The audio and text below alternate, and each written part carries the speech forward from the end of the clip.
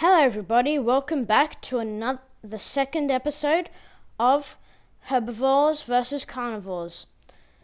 On the last episode, all of these dinosaurs died. But now, let's move on to the final episode of Herbivores versus Carnivores. I hope you enjoy. The Triceratops has now killed the Albertosaurus.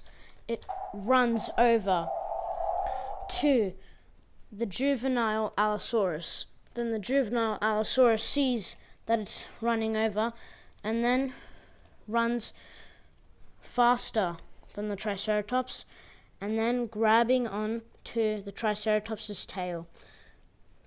Using its axe method of biting, knocks the Triceratops over and trumps right down using the axe method, ripping pieces of flesh out every single bite and then eventually killing it.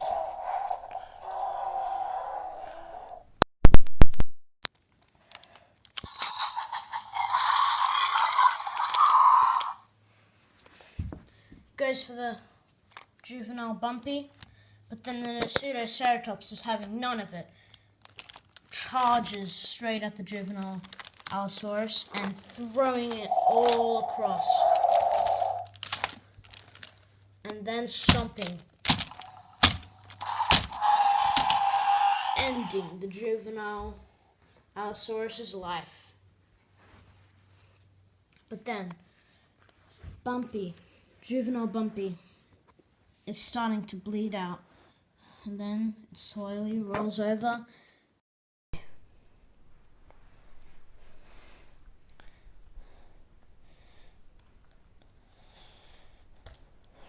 The Parasaurolophus is scared of all this death that is going on.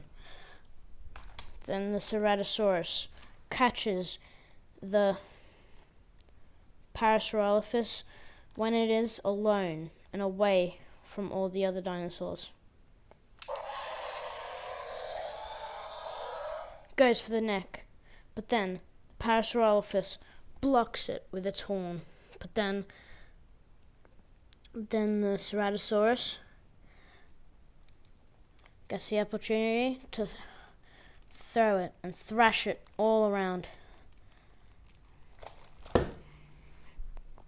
Then goes to the tail, dragging it across the arena floor. Then goes for the stomach,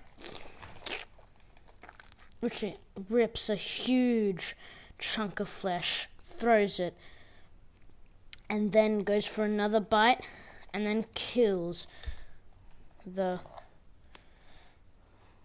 Parasaurolophus due to bleed damage. Then Ankylosaurus seeks revenge for his fallen brethren, the Parasaurolophus, who has died by the Ceratosaurus. So he charges, knocking it over, stomps on its jaw, crushing it more and more until the Ceratosaurus dies. There are only 2 more dinosaurs left on the carnivores team and only 4 more left on the herbivores team. The herbivores are doing extremely well. Bet you wouldn't think they would do this well. But then Carnotaurus roars at the Ankylosaurus and then remembers what the Carcharodontosaurus did and flips it over, killing the Mosasaurus as it crushes the Mosasaurus's body and then goes for the underbelly, rips the legs off, and then completely throws it across the arena to make it dead meat.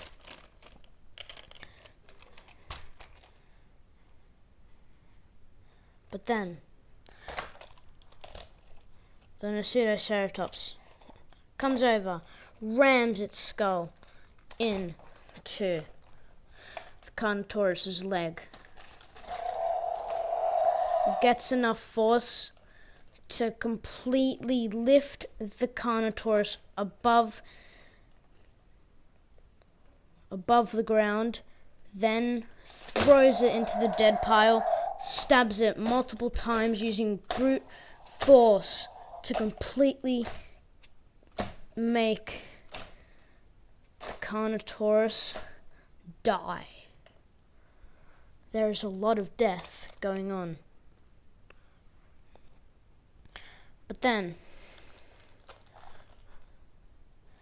the Pseudoceratops is exhausted from all the work it is doing. And then Toro seeks the opportunity, as the Pseudoceratops is exhausted, to go for the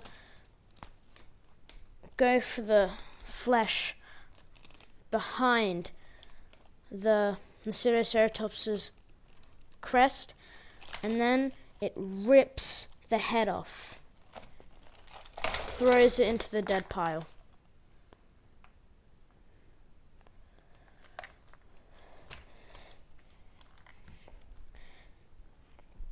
The Carnivores throws all of the dead bodies in to the dead pile.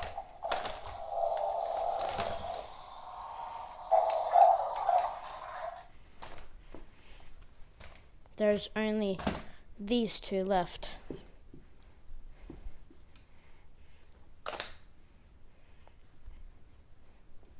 Stegosaurus and Toro. Who shall win this battle to the death? Carnivores goes for the neck, but the Stegosaurus dodges the attack. Then the Carnivores Toro charges at the Stegosaurus, impaling it, but then the Stegosaurus is strong enough to knock Toro across the arena with its Thagomizer, an extremely strong build. Then the Stegosaurus seeks the opportunity to crush its skull, but then Toro is getting extremely angry and goes for the throat one last time, brings it over with whatever force is left and throws it onto the dead pile and rips the head off. Now, Toro is exhausted and very injured. He is the last one standing. Or is he?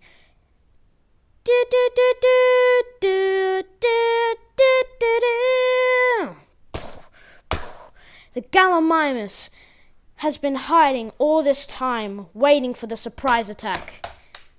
It didn't want to make the fight unfair because it could have killed all of them. Extremely fast speeds, extremely powerful legs, neck, arms, tail. It completely destroys Toro. Then Gallimimus is the last one standing. Gallimimus wins!